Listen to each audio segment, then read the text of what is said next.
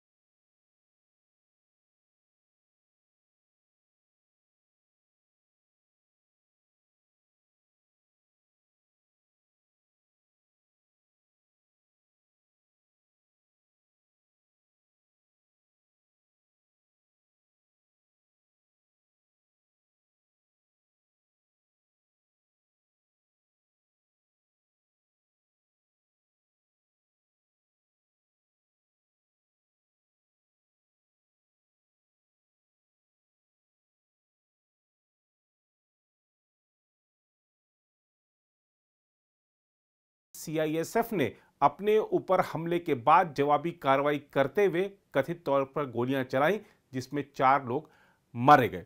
दूसरी ओर भाजपा उम्मीदवार लॉकेट चटर्जी के काफिले पर हमले की घटना भी सामने आई है। बंगाल के हुगली में लॉकेट चटर्जी की कार पर पथराव किया गया है। इस दौरान लॉकेट चटर्जी की कार का कांच टूट गया। राहत की बात यह है कि इस हमले में लॉकेट चटर्जी को कोई चोट नहीं पहुंची है, वह सुरक्षित हैं। बताया जा रहा है कि लॉकेट चटर्जी जैसे ही 66 नंबर बूथ पर पहुंची तो उन्होंने आरोप लगाया कि टीएमसी समर्थक वोटिंग में घपला कर रहे हैं। इसके बाद वह बूथ से बाहर आई। उनके बाहर आते ही टीएमसी समर्थकों ने उनके खिलाफ नारेबाजी शुरू कर दी। लॉकेट चटर्जी का कहना है कि उन्होंने टीएमसी की महिलाओं को गलत वोटिंग करते हुए पकड़ लिया, इसीलिए उनके ऊपर हमला किया गया है। बूथ के बाहर मौजूद भीड़ को हटाने के लिए सुरक्षा बलों को लाठीचार्ज करना पड़ा। लॉकेट चटर्जी की गाड़ी को कुछ लोगों ने घेर लिया था, जिसके बाद सुरक्षा बलों को लाठीचार्ज करना पड़ा। हम आपको बता दें कि लॉकेट चटर्जी हुगली से सांसद भी हैं। लॉकेट चटर्जी के सामने टीएमसी के आसिफ मजूमदार चुनाव लड़ रहे हैं। हाँ सर, हेलो सर, मेरा गाड़ी तोड़ दिया है। 66 नंबर बूथ माइनॉरिटी पूरा चप्पा कर रहा था। मैंने जाके पूरा हाथों में पकड़ लिया है। उसके बाद पूरा टीम लेके जो मीडिया को गाड़ी से उतरकर मीडिया को मारधोड़ किया। अभी हमारा बहुत सारा लोग उधर में है, लेकिन सीआरपीएफ का जो फोर्स है अभी पर्याप्त नहीं है। अब उसको भेजिए, क्योंकि बहुत सारा मीडिया का लोग भी उधर अंदर में है, अभी अटक गया है। और मेरे गाड़ी में तोड़फोड़ कर दिया, मुझे भी लगा है ग्लास में। हाँ, तुरंत भेजिए, तुरंत भेजिए, तुरंत भेजिए। मैं सामने हूँ, बहुत सारा मीडिया वाला लोग के ऊपर भी बहुत मारा है ये लोग, माइनॉरिटी। उधर बंगाल में जिन सीटों पर चुनाव चल रहा है उनमें हावड़ा जिले की 9, दक्षिण 24 परगना की 11, अलीपुरद्वार की 5, कूच बिहार की 9 और हुगली की 10 सीटें शामिल हैं। सभी सीटों पर कोविड-19 संबंधी नियमों का सख्ती से पालन करते हुए मतदान हो रहा है। मतदान केंद्रों के बाहर मतदाताओं की लंबी कतारें देखी जा रही हैं। मतदान शाम 6:30 बजे तक चलेगा। इस चरण में केंद्रीय मंत्री बाबुल सुप्रियो और राज्य के मंत्री पार्थ चटर्जी तथा अरूप विश्वास समेत 373 उम्मीदवारों की राजनीतिक किस्मत का फैसला 1.15 करोड़ से अधिक मतदाता करेंगे। शांतिपूर्ण मतदान कराने के लिए सुरक्षा के कड़े बंदोबस्त किए गए हैं। 15,940 मतदान केंद्रों पर केंद्रीय सशस्त्र पुलिस बल की 789 टुकड़ियां तैनात की गई हैं। सीपीएफ की सबसे अधिक 187 टुकड़ियों की तैनाती कूच बिहार में की गई है, जहां चुनाव प्रचार के दौरान भाजपा के प्रदेश अध्यक्ष दिलीप घोष पर हमले समेत हिंसा की छिटपुट घटनाएं देखी गई। दूसरी ओर बंगाल चुनाव में जारी वोटिंग के बीच ममता बनर्जी के चुनावी रणनीतिकार प्रशांत किशोर का एक ऑडियो सामने आया है, जिसमें वो तृणमूल कांग्रेस के खिलाफ एंटी इनकम्बेंसी की बात करते हुए सुनाई पड़ रहे हैं। साथ ही वो बंगाल में ममता बनर्जी और प्रधानमंत्री नरेंद्र मोदी दोनों को ही बराबर लोकप्रिय मान रहे हैं। हालांकि इस ऑडियो पर प्रशांत किशोर का जवाब भी आ गया है। प्रशांत किशोर ने कहा है कि मुझे खुशी है कि बीजेपी के लोग अपने नेताओं के बयान से ज्यादा मेरे क्लब हाउस चैट को गंभीरता से ले रहे हैं। प्रशांत किशोर ने कहा कि क्लब हाउस की पूरी बातचीत को रिलीज करें। बीजेपी की ओर से जो चैट रिलीज किया गया है वह बातचीत का सिर्फ एक हिस्सा है, ऐसा प्रशांत किशोर ने कहा है। खैर, आइए आपको सुनाते हैं इस लीक चैट में प्रशांत किशोर क्या कह रहे हैं। जो मेजर जो प्रॉब्लम है which we have to accept कि 20 ईयर से there has been blatant effort and everything has been done to appease the minority. अब आप बंगाल को उठाकर देख लीजिए, पॉलिटिक्स का यहाँ एक लाइन का सिंपल फलसफा ये रहा है कि जिसको मुसलमान वोट करेगा वो सरकार बनाएगा। तो पूरी जो पॉलिटिकल इकोसिस्टम रही है, वो चाहे कांग्रेस की रही हो, लेफ्ट की रही हो, दीदी की रही है, वो सब मुस्लिम वोट को लेने के लिए उस तरह से सोच उनकी रही है। पहली बार हिंदुओं को ऐसा लग रहा है कि अच्छा भैया हमको भी तो कोई पूछ रहा है। ऐसा नहीं है कि एकदम से सोसाइटी ही गलत है, कहीं ना कहीं there is some element which BJP is exploiting, and that element is coming from the blatant misuse of minority politics by some of these parties. तो आप उससे हम और आप इनकार नहीं कर सकते हैं। Prashant, sorry to interrupt you. May I please request everyone who is not speaking to switch off their mics? I mean, you can put your. Why is Modi so popular in West Bengal? I mean, is it only because of polarization and that they identify him as? नहीं, देखिए वो तो एक पूरे. What is it? Because it's not like they haven't seen, the performance both in central politics and in state politics where BJP has been in power. So what is it that is drawing West Bengal to him? Exactly. प्रशांत, इसी से एक जुड़ा हुआ सवाल ये भी है कि एंटी इनकम्बेंसी, इतना मैसिव इकोनॉमिक क्राइसिस में भी मोदी के खिलाफ एंटी इनकम्बेंसी नहीं है जी, क्योंकि जहां एक चीज आप देखिए कि बंगाल में मोदी पहले तो एक बात है कि मोदी का एक कल्ट है जो कि बन गया है पूरे देश में, जो कि द डिग्री कुड वेरी, लेकिन 10%, 15%, 20%, 25% ऐसे लोग हैं जिसको मोदी में भगवान दिखता है। चाहे सही दिखे गलत दिखे वो एक अलग बहस का मुद्दा हो सकता है। स्पेशली जो यहाँ हिंदी भाषी है वो मोदी का सपोर्ट का कोर है। प्लस जो एंटी इनकम्बेंसी है वो स्टेट गवर्नमेंट के खिलाफ है, सेंटर के खिलाफ है नहीं। और मोदी है पॉपुलर, यहाँ काफी पॉपुलर है। अगर आप लीडर का हम लोग सर्वे कर रहे हैं तो Modi and Mamata are equally popular, which is a very big thing. Modi is very popular. यहाँ पे मोदी पॉपुलर इसलिए भी है, आप देखिए बंगाल ने बीजेपी का स्वाद अभी चखा नहीं है, तो वो एक फैक्टर है कि 30 साल 35 साल से जो लोगों ने नहीं देखा है, तो उनको लग रहा है कि बीजेपी कुछ ऐसा चीज है, कुछ ऐसा कर देगी जो कि हम लोगों को पहले अभी तक नहीं मिला है। तो वो लड्डू जो टेस्ट नहीं किया है वो वाली बात है कि उसको टेस्ट करना चाहते हैं, उसको लोग जाकर देखना समझना चाह रहे हैं, वो एक फैक्टर है। मोदी की मीटिंग्स में भीड़ आ रही है, उसका एक कारण ये कि मोबिलाइजेशन भी बड़े स्तर पे होता है, प्लस मोदी पॉपुलर भी है, इसमें कोई दो मत नहीं है। तृणमूल के खिलाफ गुस्सा है, वो एक फैक्टर है, पोलराइजेशन है, वो एक फैक्टर है, और मोदी की पॉपुलैरिटी है। ये तीनों चीज, उसके ऊपर से फिर बीजेपी की अपनी जो इलेक्टोरल मशीनरी है, लेकिन बेसिक ये तीन चीज ही है।